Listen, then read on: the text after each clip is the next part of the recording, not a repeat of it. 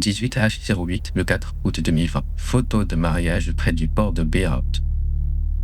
Les gens rentrent chez eux après avoir fait leurs courses. Des pompiers interviennent sur un incendie dans un entrepôt du port. 0,2 secondes plus tard, en un instant, les gens, les bâtiments et les véhicules furent engloutis par le chaos. Un cratère de 140 mètres de large s'est formé. Une énergie équivalente à celle de 1100 tonnes de TNT a explosé. Des vitres ont volé en éclats simultanément dans un rayon de 10 km. Des ondes de choc ont atteint Chypre en traversant la Méditerranée. Les germes de l'explosion avaient été semés 6 ans auparavant. 23 septembre 2013, le navire moldave MV Rosu a jeté l'ancre au quai neuf de Beyrouth. Beyrouth n'était pas sa destination initiale.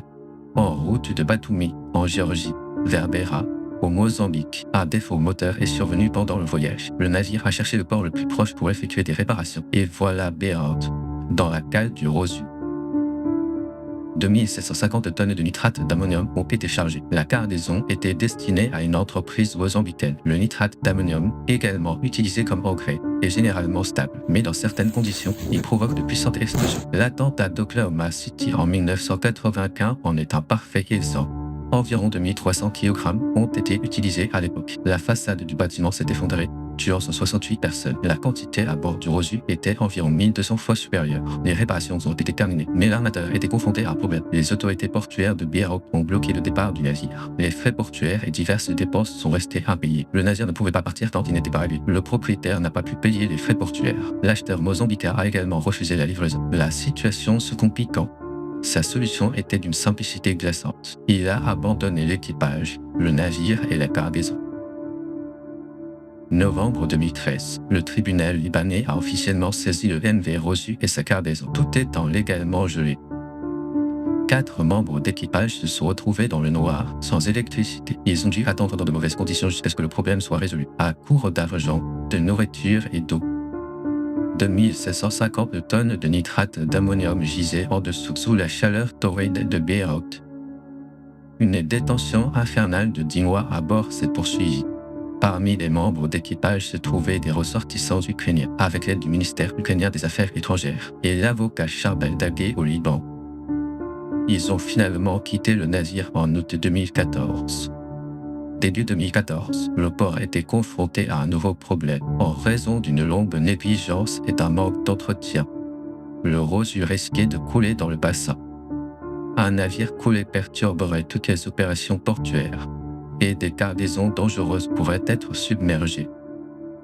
Octobre 2014, les autorités ont décidé de décharger les 2750 tonnes. Transport du nitrate d'ammonium du navire à la terre ferme. La cargaison a été transférée à l'entrepôt 12 du port de Beyrouth. À seulement 85 mètres, un immense silo à grains en béton de 48 mètres de haut se dressait. Il détenait environ 85% des réserves céréalières du Liban. Une installation essentielle pour l'approvisionnement alimentaire du pays. L'entrepôt 12 n'a pas été conçu pour le transport de marchandises dangereuses. Ce n'était qu'un entrepôt de cru utilisé pour le stockage temporaire de marchandises. Officiellement temporaire, mais en réalité négligé.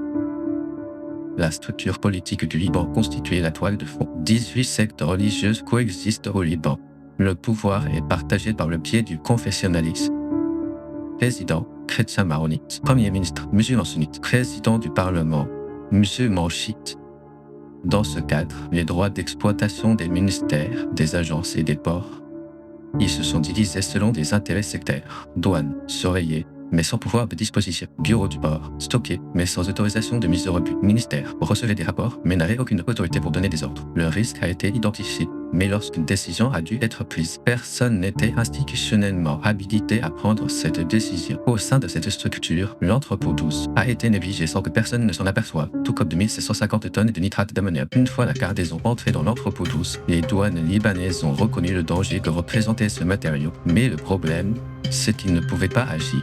Entre 2014 et 2017, le directeur des douanes, Shafiq Meri, a adressé une lettre officielle au pouvoir judiciaire. Et le message était cohérent. Les 2750 tonnes de nitrate d'ammonium dans l'entrepôt 12 constituent une menace sérieuse pour le port et la ville. Ils ont demandé à ce que la cargaison soit vendue aux enchères ou exportée.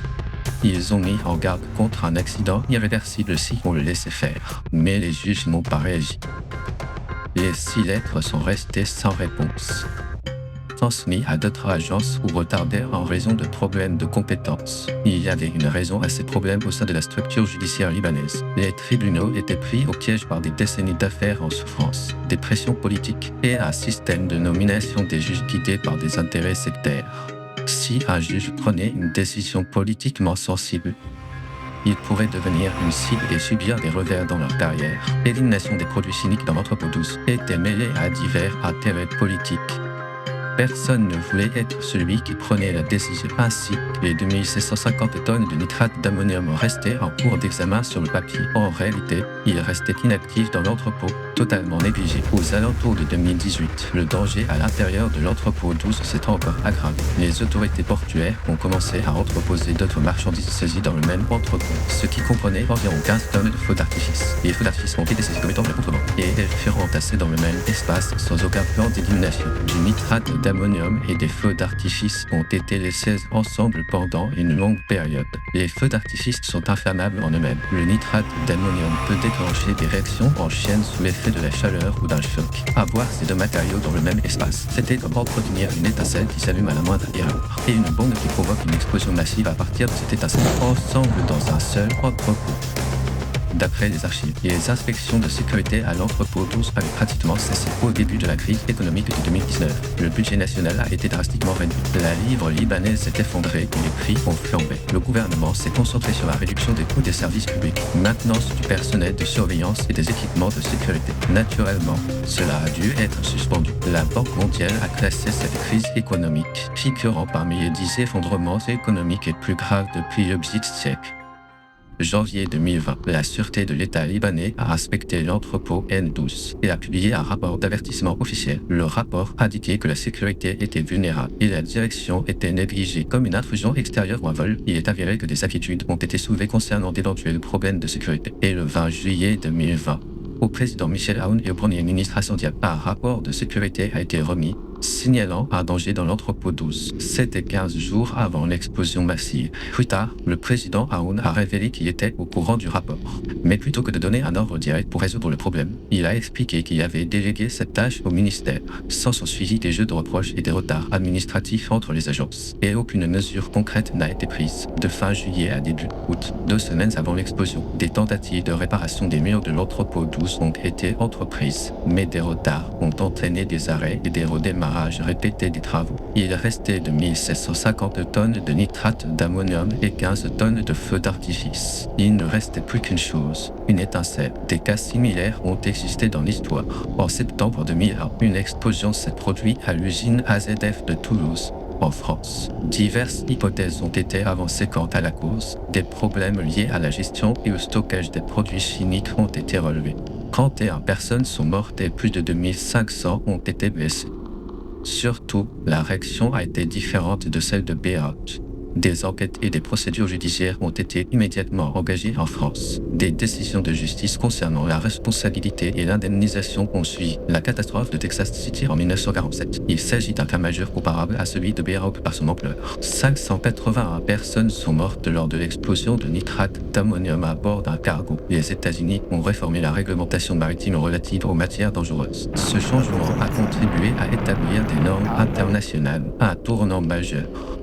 Bien que ces cas aient été des accidents non annoncés, le danger que représentait Beyrouth était connu depuis des années, ce qui le rend fondamentalement différent. 4 août 2020, 17h40, de la fumée a commencé à s'élever de l'entrepôt N12 du port de Beyrouth. Lors des travaux de réparation des murs de l'entrepôt, des étincelles de soudure ont probablement enflammé des matériaux inflammables à l'intérieur. Selon les informations recueillies, à l'intérieur de l'entrepôt, outre le nitrate d'ammonium et les feux d'artifice, les pneus et le pétrole, d'autres produits inflammables étaient également stockés ensemble et le feu se propagea rapidement. À 18h00 précise, les pompiers de Beyrouth sont arrivés avec une équipe de 10 personnes.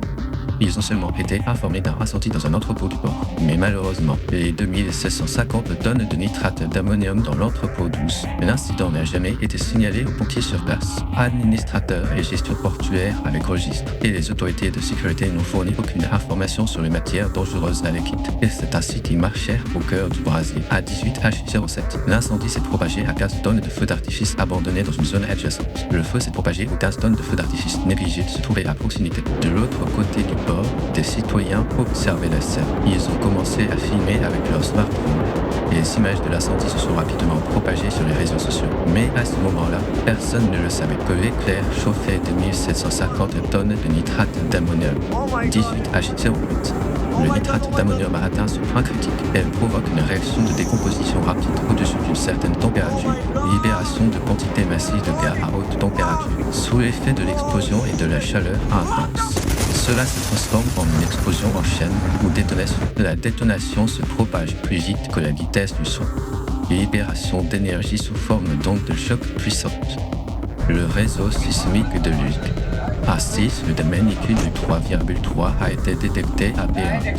Cela équivalait à environ 1,1 kilotonne d'énergie TNT, environ 1/13 de la puissance de la bombe atomique d'Hiroshima. Non nucléaire, mais suffisant pour détruire une ville. Un cratère de 140 n de large et de 43 n de profondeur s'est formé à l'épicentre, et l'eau de mer Méditerranéenne s'est engouffrée dans le cratère.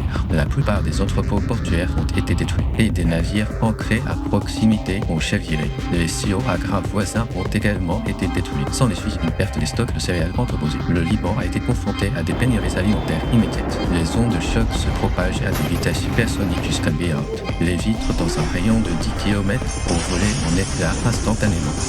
Les citoyens ont été exposés à des éclats de verre projetés par les vents. Ceux qui sont assis dans des bureaux, debout dans les salons et l'intérieur des magasins ne faisaient pas exception. Parmi les 6 000 blessés, beaucoup ont été atteints par des éclats de verre. L'onde de choc a atteint un chiffre. Situé à 240 km de Beyrouth, les 10 pompiers présents sur les lieux ont tous été tués. Le chaos a éclaté à Beyrouth. Des hôpitaux situés à des kilomètres du port, il a fallu soigner les blessés malgré les vitres brisées. Génésée et Michael ont été les plus durement touchés.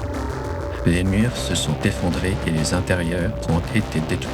Les véhicules de secours peinaient à pénétrer dans la ville plongée dans le chaos. Les statistiques officielles font état d'environ 218 décès, plus de 6500 blessés et 300 000 déplacés.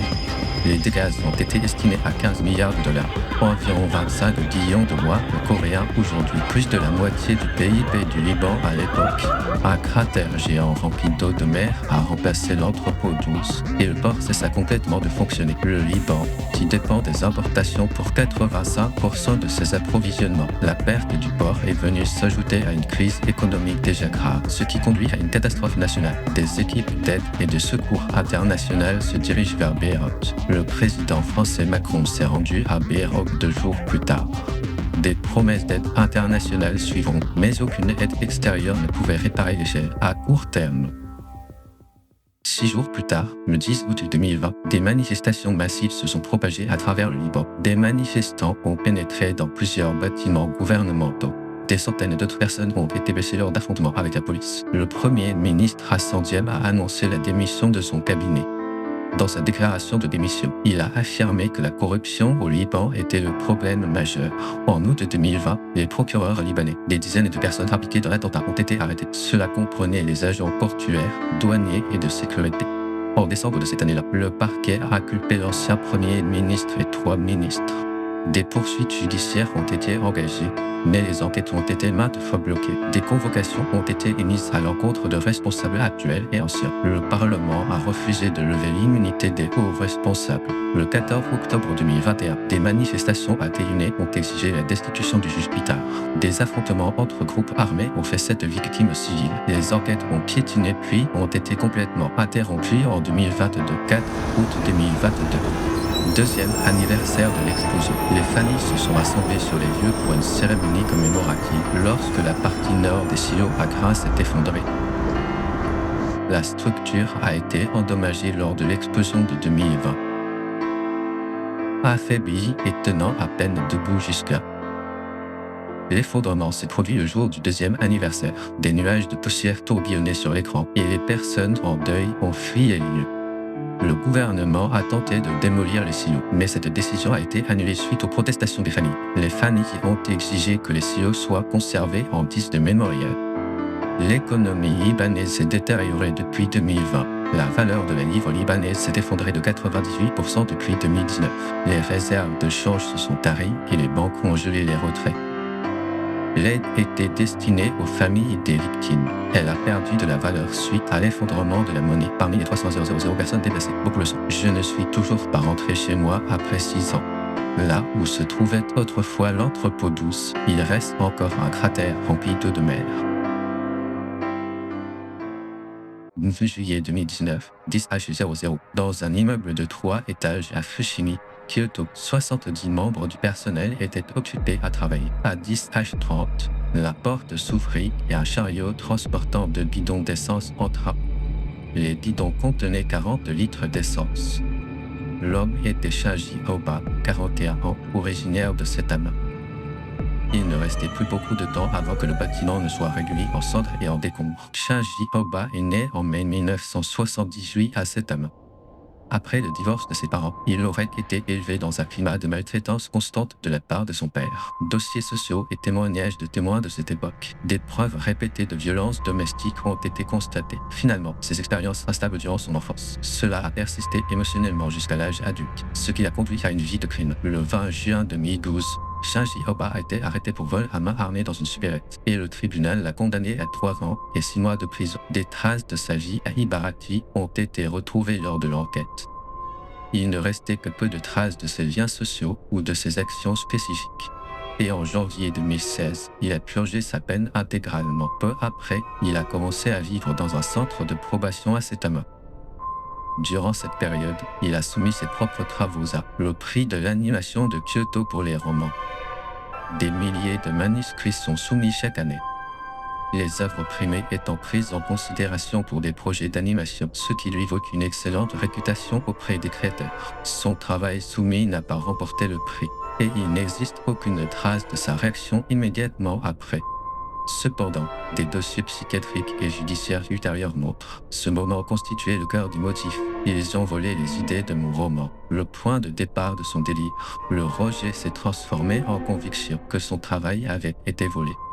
L'écart entre les résultats et sa conviction sont restés inséparables tout au long de l'enquête et du procès. Mais au cours du processus judiciaire, aucune preuve que Kyoto Animation l'ait utilisée n'a jamais été trouvée.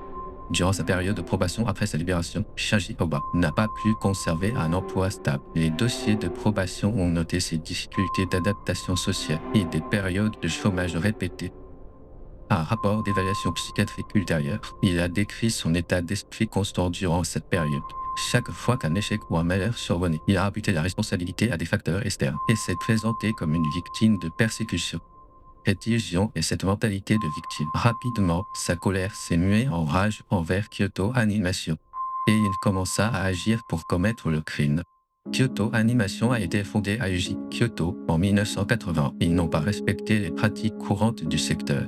Au lieu de recourir à l'externalisation, de la planification à l'achèvement final, le personnel interne s'est occupé de tout directement. Le personnel a été embauché à temps plein pour assurer la stabilité, permettre aux artistes qualifiés de développer leur expertise sur le long terme. En 2019, le premier studio était un bâtiment de 3 étages à Fushimi, Kyoto. L'aménagement intérieur privilégie un environnement créatif. Depuis l'entrée, un escalier traverse le centre, monté en spirale jusqu'au 3e étage sans obstacle, et chaque étage n'avait ni mur ni cloison. Maintenu comme un espace de travail ouvert, conçu pour une communication instantanée entre les membres du personnel, ont facilité les activités créatives. Mais pendant l'incendie, il a relié le bâtiment dans une cheminée géante, devenant ainsi un défaut fatal. Entre le 15 et le 16 juillet, Shinji Oba a quitté Saitama et est arrivé à Kyoto. Il a immédiatement acheté 2 bidons d'essence et les a remplis. La quantité totale atteint 40 litres, soit 20 par bidon. Il a ensuite fait le tour du studio Kyoto Animation, vérifié l'entrée et les routes environnantes, et le sens de l'escalier. Des parties de son itinéraire de repérage ont été filmées par des caméras de sécurité à proximité. Un bidon d'essence de 20 litres pèse environ 15 kg. Il lui fallait donc un moyen de transporter plus de 30 kg de liquide. Le 17, la veille du crime, il a acheté une charrette et des cordes pour le transport. J'ai fixé 2 boîtes de conserve sur le chariot avec les cordes et j'ai effectué une dernière vérification dans un parc voisin. D'après les registres de saisie de la police, 6 couteaux ont été trouvés dans son sac à ce moment-là. Les autorités ont analysé ces objets comme des armes. préparé au cas où son incendie criminel serait déjoué. Le lendemain matin à 10h00, Shinji Oba se dirigea vers le studio avec la charrette. 2 bidons d'essence étaient attachés à la charrette par des cordes. Sans se presser ni regarder autour, il avançait à rythme régulier vers sa cible. Le jour de l'incident, studio à aucun contrôle d'accès n'était effectué depuis l'entrée de l'espace de travail. Et avec des échéances et des visiteurs qui se chevauchent, elle a été laissée ouverte pour faciliter le passage. À 10h25, il arriva à l'entrée avec la charrette. Et comme les boîtes de conserve étaient restées ouvertes, les vapeurs d'essence ont commencé à se répandre dans l'air. Certains ont remarqué une odeur âcre, mais il n'a pas atteint l'espace de travail interne. Et 5 minutes plus tard, il entra par l'entrée ouverte. Immédiatement après être entré dans le tunnel, il a commencé à verser de l'essence sur le sol, criant meurtre. Il l'alluma avec un briquet et le feu commença à se propager instantanément. Lorsque l'essence vaporisée s'est enflammée, des flammes ont jailli simultanément dans tout le premier étage. Au lieu de se propager lentement, l'espace entier a libéré de la chaleur de manière explosive. L'oxygène a commencé à être consommé rapidement. L'entrée du premier étage était le seul chemin pour que l'air extérieur ou l'oxygène puisse entrer. Alors qu'un incendie se déclarait à ce seul passage, l'oxygène interne était coupé de l'extérieur et consommé rapidement lors de la combustion, tandis que de fortes concentrations de gaz toxiques se formaient. À partir de ce moment, l'intérieur du bâtiment transformé en un environnement invivable. L'essence ne brûle pas à l'état liquide, il se vaporise et brûle au contact de l'air. L'inflammation se produit lorsque la densité de vapeur atteint un certain niveau, connu sous le nom de LIE, qui est d'environ 1,4% pour l'essence. Si 40 litres d'essence se répandent dans un espace quasi clos, tout l'air intérieur en peu de temps peut se remplir de vapeur dépassant largement la LIE. Si une source d'allumage est ajoutée maintenant, il ne s'agit pas simplement d'un feu qui se propage à partir d'un point précis, mais une combustion rapide se produisant simultanément partout, provoquant une explosion de vapeur d'essence. D'après les archives des services d'incendie japonais, les gaz toxiques et la fumée ont atteint le 3e étage en seulement 15 secondes. L'escalier en colimaçon, ouvert verticalement jusqu'au 3e étage, a déclenché immédiatement l'effet de cheminée, là où l'air chaud provenant du bas monte vers le haut et aspire l'air frais par le dessous, créant un puissant courant ascendant dans le passage vertical. À ce stade, les cages d'escalier, cages d'ascenseur et les conduits de tuyauterie verticaux agissent comme des voies de propagation de la fumée et du gaz aux étages supérieurs en un instant. Pour bloquer de tels dangers, les conceptions modernes comprennent des escaliers et des portes coupe-feu et des barrières anti-fumée horizontales à chaque étage. Mais les normes étaient moins strictes dans les années 1990. Et Studio a respecté les codes existants avec un escalier en colimaçon ouvert. Selon le professeur Nishino de l'université de Kyoto, la fumée s'est élevée à une vitesse de 3 à 5 ms dans les 30 secondes suivant l'allumage, plus rapide qu'un adulte montant les escaliers en courant.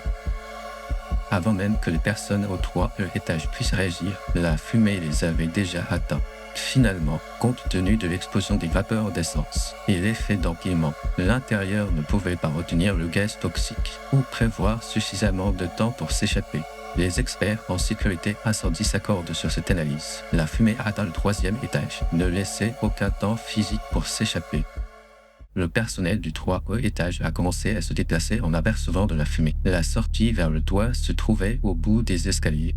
Ou bien cette porte permettrait d'accéder au toit, permettant de s'échapper par les bâtiments voisins ou par des échelles. Les voies d'évacuation pour éviter les flammes à l'intérieur du bâtiment, il se situait pratiquement uniquement au niveau du toit, hormis le 1er étage. Plus de 20 personnes se sont précipitées vers l'escalier menant au toit. Parallèlement, des gaz toxiques à haute température s'élèvent, ont commencé à s'accumuler sous le plafond du 3e étage et la fumée dans la cage d'escalier a rapidement atteint des niveaux quasi mortels. Ceux qui ont atteint la porte du toit pour survivre a désespérément essayé de l'ouvrir, mais à cause du gaz toxique sous le plafond, la pression interne avait augmenté. Avec plus de 20 personnes entassées dans la cage d'escalier, la visibilité était déjà presque entièrement bloquée. La porte s'ouvrait en tirant vers l'intérieur, mais alors que la foule se précipitait vers lui, la surpression rendait son ouverture impossible.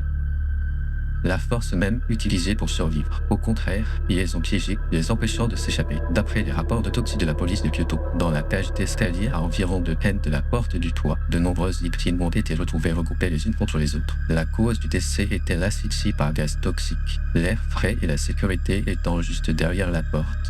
Cette nouvelle tragique a provoqué un choc immense chez beaucoup de personnes. Alors que l'issue était bloquée dans l'escalier menant au toit, certaines personnes ont réussi à s'échapper par les fenêtres du 3e étage, s'accrochant au cadre de fenêtres, sauter ou en essayant de se déplacer vers des structures voisines. Ces scènes auraient été observées depuis le sol. Cependant, l'oxygène interne étant déjà épuisé et des gaz inflammables s'accumulaient. Au moment où l'air extérieur s'est engouffré par la fenêtre, des flammes jaillirent de manière explosive par cette ouverture. C'était ce qu'on appelle un retour de flamme. À mesure que les fenêtres s'ouvraient, elles devenaient des passages pour les flammes. À 10h30, l'incendie qui a suivi l'explosion a ravagé l'ensemble du bâtiment. Aoba Shinji, fuyant les flammes, tenta de s'enfuir, tandis que certains membres du personnel se lançaient à sa poursuite. 5 minutes plus tard, il a été retrouvé à 100 mètres de là, devant une maison, incapable de se déplacer davantage en raison de graves brûlures aux jambes. Il gisait effondré sur le sol, son corps entier portait des brûlures étendues de l'essence qu'il avait répandue. La police est arrivée et l'a mis en sécurité tout en contrôlant les lieux. Allongé sur le sol, à bout de souffle, il a répété les mêmes mots à la police. Les archives montrent qu'il a déclaré « Ils ont volé mon roman ». Une épaisse fumée noire s'échappait encore du studio, un derrière lui. Les camions de pompiers sont arrivés quelques minutes après le début du sinistre. L'incendie était éteint à 15h19, soit 5 heures plus tard. Le bâtiment de 3 étages a été entièrement ravagé. Une partie des murs extérieurs en béton subsistait, avec des structures de cendres et de métal fondu à l'intérieur. Selon le rapport final des pompiers, l'incident a fait 36 morts et 33 blessés. La police de Kyoto a alors commencé à identifier les victimes pour publier officiellement les 36 noms, âges et rôles.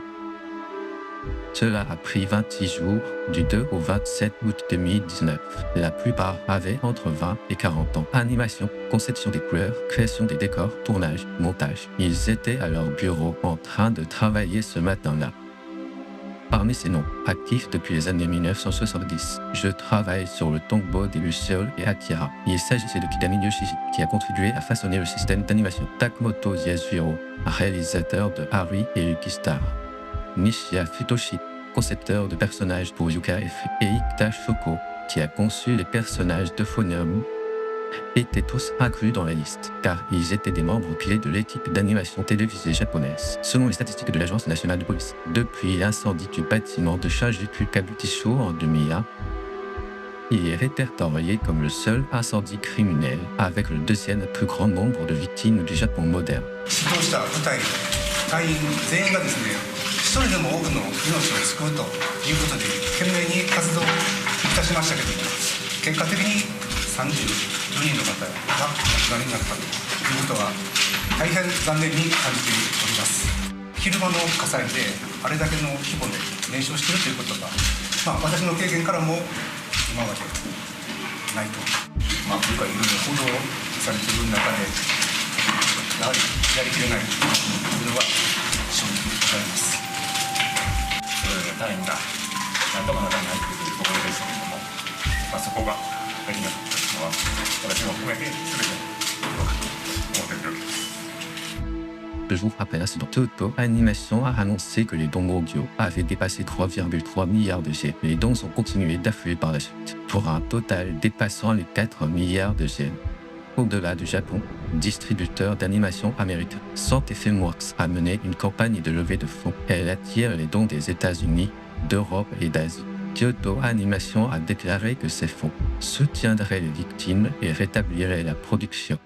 Le coupable, Aoba Shinji, était dans un état critique, brûlé à 90%. Le 26 juillet, une autogreffe de peau cultivée a été réalisée à Osaka. Un petit échantillon de cellules cutanées du patient a été prélevé, cultivé en grande quantité pour couvrir les zones brûlées. À l'époque, les transplantations à une telle échelle étaient rares au Japon, surtout sans utiliser de tissu cutané de donneur. L'utilisation exclusive de peau cultivée et artificielle pour sauver un grand brûlé était considérée comme un cas rare dans le monde entier. Cette mesure inhabituelle a été prise afin que le coupable pouvait témoigner devant le tribunal au sujet de ses actes, décidés par les enquêteurs et le personnel médical. あと少なくとも4回は手術をします。分かった？頑張れる？頑張ります。はい、じゃあ頑張るね。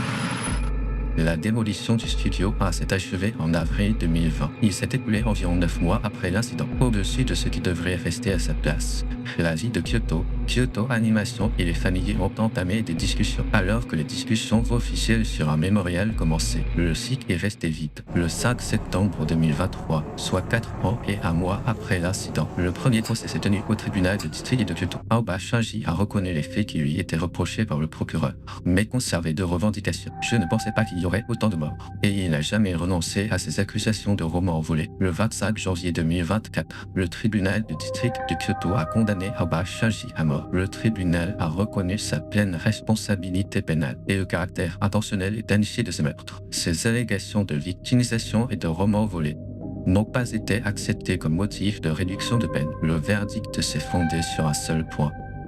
Des mois de préparation et l'inspection du site de Kyoto et l'achat d'essence, de chariots, de cordes et de couteaux a prouvé que le crime n'était pas accidentel.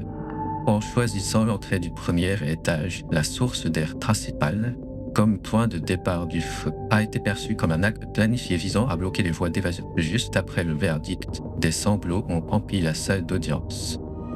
Le 7 février 2024, la défense a interjeté appel. L'affaire a été transférée devant la haute cour d'Osaka. Cependant, en janvier de l'année suivante, la défense a volontairement retiré son appel, accepté comme étant la décision du défendeur lui-même. La haute cour d'Osaka a jugé le retrait valide, et la peine de mort d'Aoba Shinji fut définitivement prononcée. Depuis cet incident, le gouvernement japonais a révisé la loi sur les services d'incendie concernant l'achat d'essence en bidon, exigé des contrôles d'identité et des enregistrements de l'objet de l'utilisation. En juillet 2024, une cérémonie commémorative du sacré anniversaire a eu lieu. Des messages de famille ont été partagés sur la chaîne de KyoAni. Et de nouvelles œuvres des membres survivants de l'équipe ont été publiées. Malgré les dégâts considérables causés par l'incendie, certaines sections en béton de la salle des serveurs du 3e étage ont évité tout contact direct avec les flammes, et des données ont été retrouvées conservées dans certaines unités de stockage. À l'intérieur se trouvaient des dessins originaux et des scènes en cours de réalisation, y compris les fichiers couleurs datant d'avant 10H30 le 18 juillet.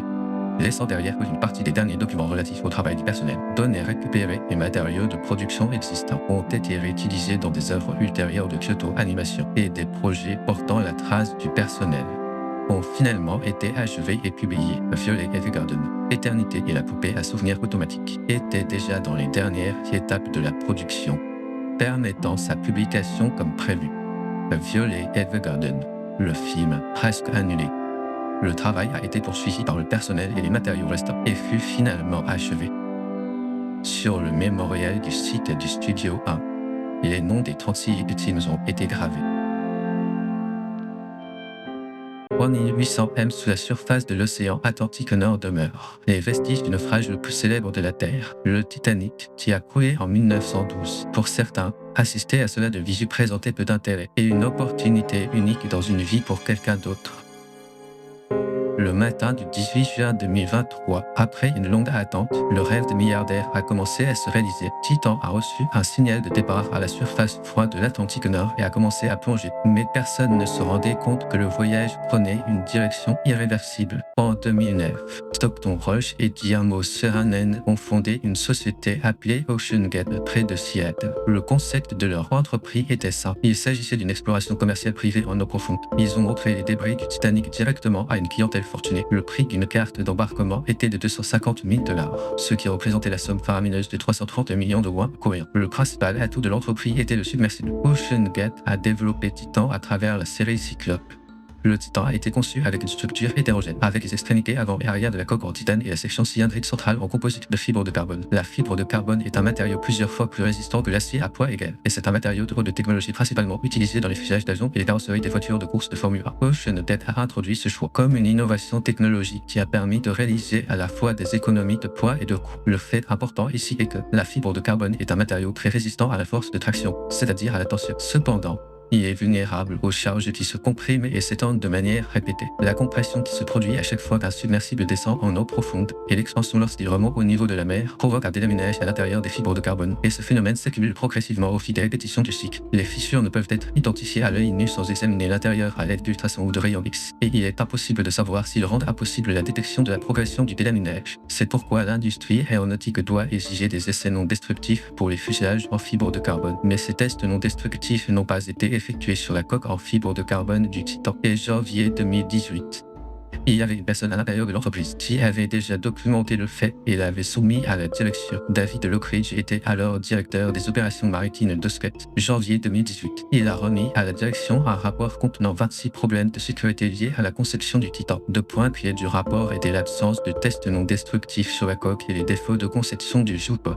D'après les données, à ce moment-là, la pression nominale de la fenêtre d'observation était de 1300 mètres de profondeur. Mais le point cible, le Titanic, se trouvait à environ 3800 mètres de profondeur. Cela signifiait que les composants étaient conçus pour une profondeur maximale égale au tiers de la profondeur cible, étaient prévus pour être montés et utilisés directement sur la coque. Lockridge a été licencié de l'entreprise la même année, il a déposé son rapport. 15 août 2018. OceanGate a intenté un procès contre Lockridge, qui avait soulevé des préoccupations internes en matière de sécurité pour divulgation d'informations confidentielles et rupture de contrat. En réponse, Lockridge et Lockridge se sont affrontés dans une contre-poursuite judiciaire, et sa réponse mentionnait précisément les soupçons de l'entreprise quant à la dissimulation de défauts dans la fibre de carbone. L'avertissement technique s'est transformé en bataille juridique. Ce processus a effectivement bloqué l'examen interne de sécurité de la coque. Finalement, ne laissant plus aucune place à l'amélioration, elle finit par être enfouie sous la surface.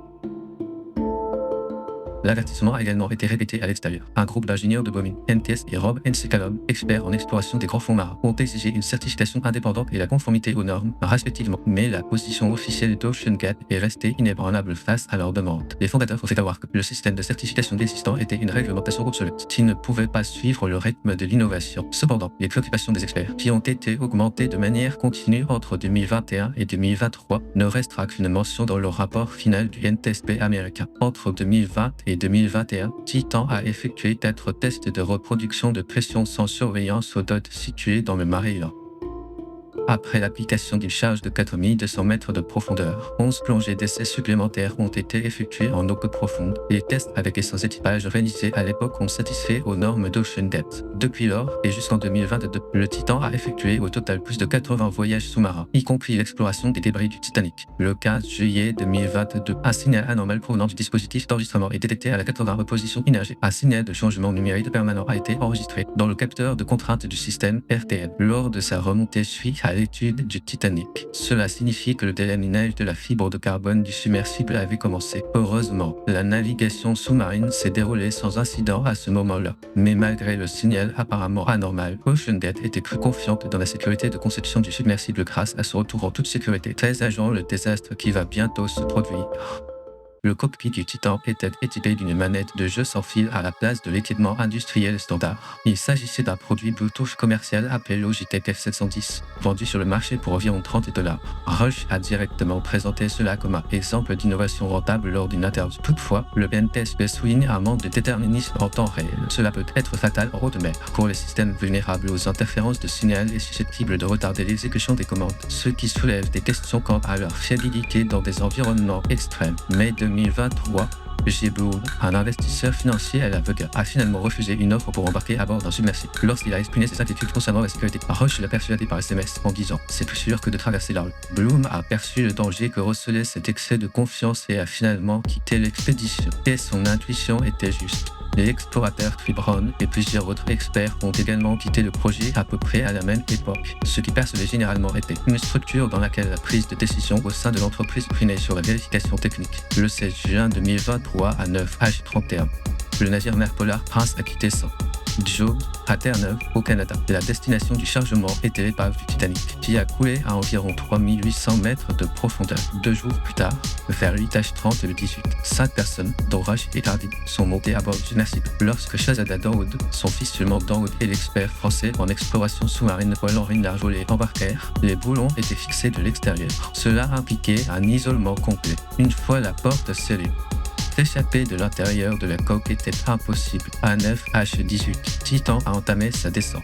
Liaison acoustique, une méthode de communication textuelle utilisant des ondes ultrasoniques, plutôt que les connexions câblées utilisées dans les opérations normales en eau profonde ou en plongée. C'était le seul lien entre le submersible et le prince polaire. Il en résultait l'envoi de signaux d'état toutes les 15 minutes. Pour chaque tranche de 10 mètres de profondeur d'eau, la pression sur la paroi extérieure de la coque augmente de 1 à. Cela permettra d'atteindre une charge de 3800 tonnes par mètre carré sur la paroi extérieure de la coque. Si elle atteint le point cible de 3800 mètres de profondeur, c'était la même pression comme le poids de 2500 voitures de taille moyenne posées dans toutes les directions simultanément autour d'un point. Vers 10H47, le Titan a soudainement largué de poids en fer de faible profondeur à 3341 mètres, tout en poursuivant sa descente sans aucun symptôme. On pense que cette mesure a été prise par les occupants pour assurer leur flottabilité d'urgence, ce qui soulève la possibilité de bruits anormaux ou de défauts dans la coque. Le signal envoyé au submersible a été interrompu pour la dernière fois il y a 47 minutes et 33 secondes. En même temps, un bruit d'impact énorme a été détecté dans la coque du Polar Prince à plusieurs kilomètres de là. L'énergie acoustique générée par le fond marin a été transférée à la surface de l'eau. Yeah. It should be about 500 meters, 30. What is that thing? Drop 2 weights. Titan drop 2 weights. Copy. Titan drop 2 weight. 17 minutes plus tard, vers 11H04, un signal unique a été détecté par le réseau de surveillance acoustique classifié de la marine américaine, déployé sur les fonds marins de l'Atlantique Nord. La même forme d'onde a ensuite été identifiée dans l'enregistreur acoustique sous-marin de la NOAA américaine. Le signal était compatible avec une implosion catastrophique.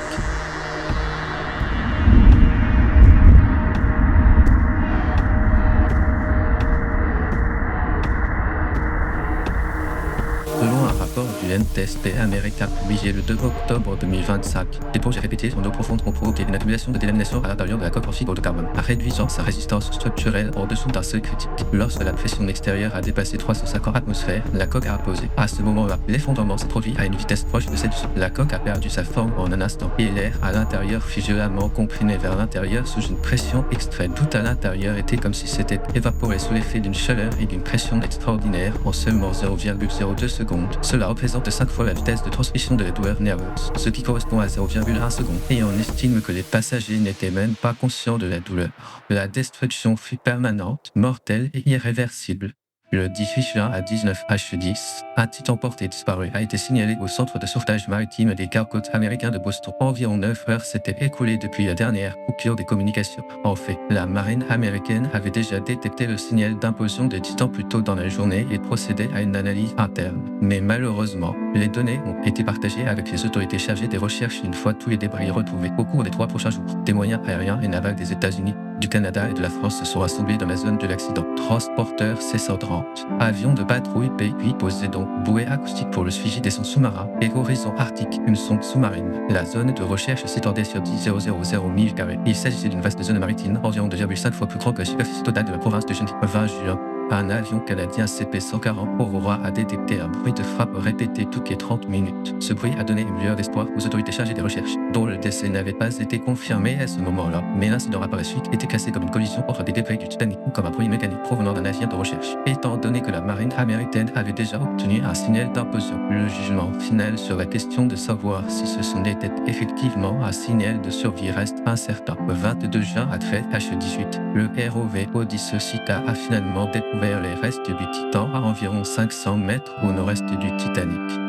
Sur les lieux, des fragments de la poupe et des capsules de coque ont été dispersés sur le fond marin à une profondeur de 3800 mètres. La figure révélait clairement la situation au moment de son effondrement sous l'effet de la haute pression. Le même jour, à 16h30, les gardes-côtes américains ont officiellement annoncé l'implosion de la chambre de pression dans la coque, soulignant que l'accident aurait pu être facilement évité. Délamination, accélérée par la navigation submergée répétée, a été l'élément déclencheur décisif de l'effondrement dû à des dommages de fatigue au niveau des joints en fibre de carbone et en titane et à l'absence d'alerte interne, ce qui a conduit à la certification internationale des équipements d'exploration en eau profonde et à la réurbanisation des normes opérationnelles. Le 4 avril 1912, il a fallu 2h40 au Titanic pour couler dans l'océan Atlantique Nord. 111 ans plus tard, le 18 juin 2023, il n'a fallu que 0,02 secondes au Titan qui se dirigeait vers l'épave pour y être anéanti. Le Titan se dirigeait vers l'épave du géant des mers Titanic, qui avait été construite avec la conviction qu'elle ne coulerait jamais. Mais ironiquement, c'est la confiance excessive des humains qui a précédé la vérification technique qui a entaché les deux événements. Les causes des deux tragédies étaient si similaires que l'écart de plus d'un siècle s'est estompé. Et l'écart s'est maintenu, constituant un autre record qui ne s'est pas réduit à la fin. 5 août 2010, aux abords du désert d'Atacama, dans le nord du Chili, à 700 m sous la surface. Pas de séisme et aucune alerte officielle de catastrophe n'a été déclenchée. 700 000 tonnes de roches se sont détachées et ont chuté verticalement, scellé complètement l'arbre principal. Les gens à la surface se sont rendus compte que quelque chose n'allait pas, seulement lorsqu'un nuage de poussière s'est levé de la mine. On ignorait même le nombre de personnes piégées. Pour les 7 prochains jours, personne ne savait s'ils étaient encore en vie. La mine San José à Copiapó, Chili, est située dans l'un des endroits les plus arides de la planète, la limite nord du désert d'Atacama. Le sous-sol est riche en filons de cuivre et d'or, avec des racines minières remontant à la fin du Xe siècle. En 2010, c'était une mine vieillissante, vieille de plus de 100 ans, géologiquement parlant. La roche n'est pas uniforme ici. Des décennies d'exploitation minière ont laissé de nombreuses cavités à l'intérieur. Une épaisse couche de roche instable recouvrait ces interstices. Avertissement concernant les risques structurels de la mine avait été soulevé pendant plusieurs années. En 2007, un accident mortel a coûté la vie à un mineur et la mine a été fermée. Cependant, sa réouverture a été autorisée un an plus tard. Les critiques affirment que cela a coïncidé avec la hausse des prix du cuivre, privilégier la production à la sécurité. Cette tragédie est inexplicable par simple cupidité ou négligence de la part des entreprises. À l'époque, la réglementation minière chilienne s'appuyait sur un système de contrôle basé sur l'autodéclaration. Un seul inspecteur gérant des dizaines de mines. Juillet 2010, un mois avant l'effondrement, on entendait le bruit de roches qui bougeaient. Des échos se mirent à résonner à l'intérieur des conduits. Les mineurs se partageaient ces signes de danger et certains les ont signalés à leurs supérieurs. Mais selon les survivants, les opérations n'ont pas été interrompues. Alors que les avertissements et les défauts s'accumulaient côte à côte, l'effondrement, 700 m plus bas, approchait. La mine de San José n'était pas un simple puits vertical. Une route en spirale suivait les pentes abruptes, permettant aux véhicules d'atteindre une profondeur de 720 mètres. Le long de cette route se trouvait un endroit appelé l'abri. La loi obligeait le refuge à stocker des aliments et des provisions d'urgence en permanence. Cependant, le 5 août 2010, seules 48 heures de nourriture ont été retrouvées à l'intérieur. Il n'a jamais été prévu que cela puisse faire vivre 33 hommes. Les 33 hommes piégés sous terre. On y trouvait notamment des foreurs, des mécaniciens et des électriciens. Ils représentaient toute une gamme de rôles essentiels aux opérations souterraines. Beaucoup étaient des vétérans avec plus de 10 ans d'expérience. Cette expertise diversifiée est devenue leur clé de survie. Le chef d'équipe Luis Joshua, ancien géomètre, pourrait interpréter les plans et les changements structurels. Le 5 août 2010 à 14h00, après leur pause déjeuner, certains mineurs, nous étions en train de retourner dans le puits. Peu après 14h00, une sensation étrange les envahit à l'intérieur avant même que ceux qui étaient à la surface ne s'en aperçoivent. Contrairement à un tremblement de terre, ont déclaré les survivants. J'avais l'impression que la montagne entière s'effondrait. Un grondement assourdissant retentit lorsque la poussière et les débris remplirent le puits. On estime à 700 000 tonnes. Un morceau de roche abyssé et bloqué le puits principal. L'entrée étant scellée, les mineurs se rassemblèrent dans la poussière et se dirigèrent vers l'abri. Au départ, ils cherchaient un moyen de s'échapper par leurs propres moyens. Les plans indiquaient clairement la présence d'échelles de secours. Mais à 700 m de profondeur, les mineurs ont découvert que des sections cruciales de ces échelles étaient manquantes. Les équipes de secours ont atteint la surface le même jour, mais un simple accès s'est avéré impossible. L'arbre principal était déjà complètement bloqué et après un second effondrement lors de la tentative de sauvetage, les équipes ont été contraintes de se retirer de l'entrée. Dès lors, la seule option restante était le forage. Les foreuses ont entamé leur descente, creusant profondément dans la terre. Mais les premiers et deuxièmes forages n'ont pas permis d'atteindre la cible. Pour viser précisément une cible située à 700 m en dessous, avec un forêt de seulement quelques centimètres de large, était une tâche arrangeuse élevée où la théorie se heurta à de dures réalités géologiques. 8 forages ont échoué l'un après l'autre. Les mineurs martelaient des tuyaux métalliques pour envoyer des signaux, mais le son s'est éteint bien avant d'atteindre la surface. 11 août. Les familles ont commencé à se rassembler à l'entrée de la mine. Un campement de tentes commença à se former à proximité, plus tard rebaptisé Camp Hope. Officiellement, le sort des 33 restait inconnu. pour diriger l'opération de sauvetage. L'ingénieur des mines André Sougaret a été nommé. Son premier constat était clair, la restauration de l'entrée était impossible. L'attention s'est portée sur la recherche de survivants par forage. Sans aucune preuve de vie souterraine, il a décidé que l'opération devait se poursuivre. Alors que 8 tentatives de forage ont échoué en surface, les 33 mineurs se sont rassemblés dans l'abri en contrebas. Les piles de la lampe torche faiblissaient. La température a dépassé les 32 degrés C et l'humidité atteint près de 100%. Confronté à l'obscurité, à la chaleur et à seulement 48 heures de nourriture, Louis Joshua a immédiatement commencé à rationner les approvisionnements. Pour faire durer au maximum 48 heures de nourriture, les rations journalières ont été réduites au strict minimum. Toutes les 48 heures, chaque homme recevait 2 cuillères de thon, un demi-biscuit et une gorgée de lait. Ce régime alimentaire exténuant dura 17 jours. La gestion de l'éclairage était également cruciale. Ils ont branché des batteries de camions pour faire clignoter les phares, minimiser la consommation d'énergie au maximum. Ils filtraient l'eau industrielle provenant des réservoirs de refroidissement des camions et d'après le faible souffle d'air provenant de l'évent. Ils décidèrent où chacun dormirait. Pendant 17 jours, leur apport calorique n'a été que fractionnaire du minimum requis pour la survie. La température et l'humidité étaient presque à la limite pour que le corps humain puisse endurer à long terme. Certains présentaient des signes de déshydratation et d'instabilité mentale. Dans cette situation, l'approche adoptée par Louis Joshua, il ne s'agissait pas d'une chaîne de commandement, mais d'un système de consensus. Un rationnement, utilisation de l'espace et horaire de travail. Les décisions relatives à la survie ont été disputées et décidées à la majorité des voix, qui ont supprimé les conflits hiérarchiques au sein du groupe et ont contribué à préserver leur autonomie psychologique. Mais tout ne s'est pas déroulé dans l'ordre. Au fur et à mesure que l'isolement se prolongeait chez certains mineurs, la rumeur courait que le monde extérieur les avait peut-être abandonnés. Aucun son ne provenait de la surface et aucun signal n'est arrivé. L'obscurité et le silence durèrent 17 jours. De la surface à un espace précis situé à 700 mètres de profondeur, pour la percer avec une perceuse de seulement quelques centimètres de large, se trouvait dans un royaume où la réalité s'écartait bien plus de la théorie. Et 3 conditions ont engendré cette erreur. Premièrement, il y avait l'hétérogénéité géologique. La dureté et la densité variaient selon la section, ce qui entraînait une légère dérive du forêt. Et cette erreur s'est accumulée sur des centaines de mètres, s'étendant sur plusieurs dizaines de mètres sous terre. Deuxièmement, il s'agissait des conditions géologiques de la ligne de San José. Les couches d'andésite dures ont rapidement usé les forêts. Et dans les qualités vides formées par l'exploitation minière. Dans certaines sections, la forêt a perdu son alignement, a décidé de sa trajectoire et a dérivé. Troisièmement, c'était l'absence d'informations. Les coordonnées précises du lieu où les survivants se sont rassemblés n'ont pas été communiquées et les relevés topographiques existants après l'effondrement n'étaient plus fiables. Les 8 tentatives infructueuses étaient le résultat de ces 3 facteurs. L'équipe de Sougaret a procédé à un recalibrage en calculant rétrospectivement chaque écart, lancé simultanément un forage parallèle à 3 fois depuis différents angles, activant ce qu'on appelait les plans A, B et C. En surface, le président Sébastien Pignora a visité le site et a publiquement déclaré son engagement dans le sauvetage, ce qui n'était pas seulement une explication, mais une prémisse. A effectivement permis de dire que l'opération ne serait pas attendue. Le 22 août 2010, une anomalie a été détectée lors de la récupération d'une œuvre forêt. Un sac en plastique était fixé avec du ruban adhésif rouge aux forêts et à l'intérieur se trouvait un mot écrit en caractères gras. Nous sommes tous les 33 en sécurité dans l'abri. 17 jours de l'effondrement. Ce message était bien plus qu'un simple test de survie. Les mineurs ont interprété la foreuse comme un signal pour les retrouver. Saisir ce moment pour rechercher activement la communication.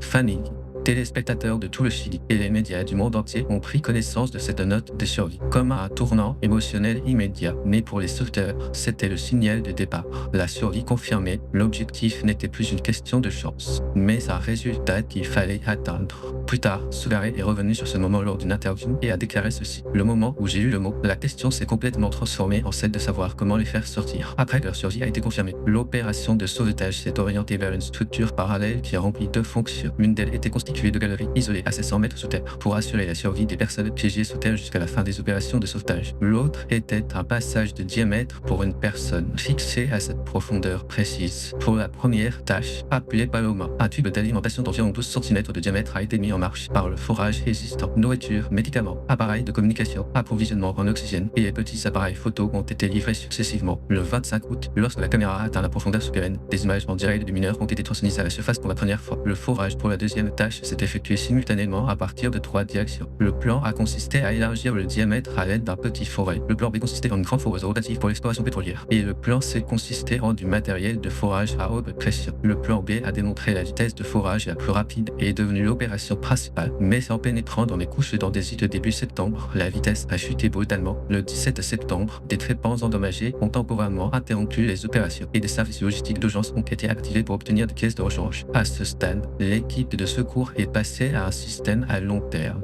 avec des psychologues sur place. Un protocole de communication quotidien a été mis en place. L'état psychologique, la santé et les liens familiaux de chaque personne ont été étroitement surveillés. Des prières quotidiennes et des messages familiaux étaient diffusés. Discipline clandestine et volontaire formée après la mi-septembre. Les 33 ont maintenu un ordre interne en tant que groupe unique. Parallèlement, une capsule de sauvetage dédiée a été conçue, construite par des techniciens de la marine chilienne. Le Phoenix était une structure cylindrique d'environ 54 cm de large et 4 m de long, notamment l'oxygène, la communication et les systèmes de contrôle environnemental. Cette capsule a été conçue avec un dégagement minimal pour le passage. L'espace avec les murs n'était que de quelques centimètres. Le 9 octobre, le forêt du plan B a atteint l'espace des mineurs à 622 m.